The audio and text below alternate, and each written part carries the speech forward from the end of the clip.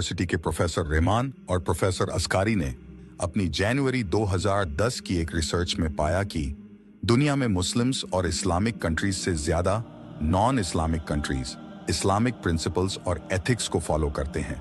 Muslims अपनी नमाज, रोजे और हिजाब इन सभी चीजों को लेकर बहुत केयरफुल रहते हैं और उसे अपनी रूटीन में भी फॉलो करते हैं। लेकिन इस्लाम सिर्फ नमाज पढ़ने या रोजा रखने से पूरा नहीं होता। इस्लाम जीवन जीने का एक तरीका भी सिखाता है, जिसे सबसे ज्यादा न्यूजीलैंड में फॉलो किया जाता है।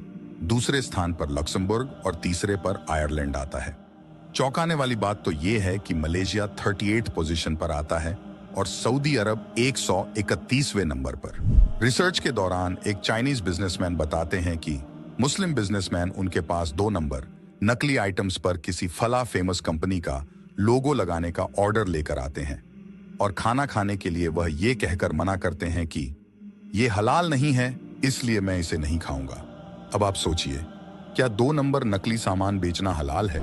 लॉर्ड बर्नार्ड शॉ ने कहा था कि इस्लाम सबसे अच्छा धर्म है और मुसलमान सबसे बुरे फॉलोअर। इस्लाम के 2 हिस्से हैं।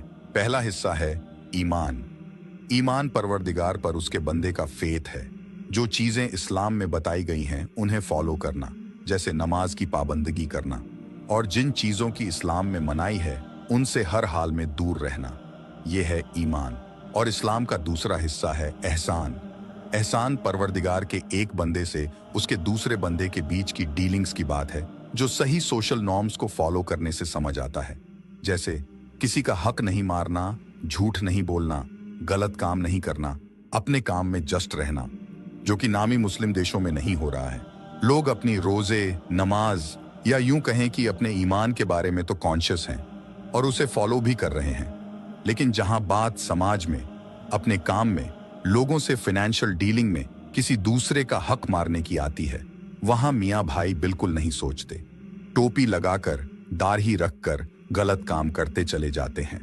वह ये भी नहीं सोचते कि वो इस अटायर में अपनी पूरी कम्युनिटी को रिप्रेजेंट कर रहे हैं।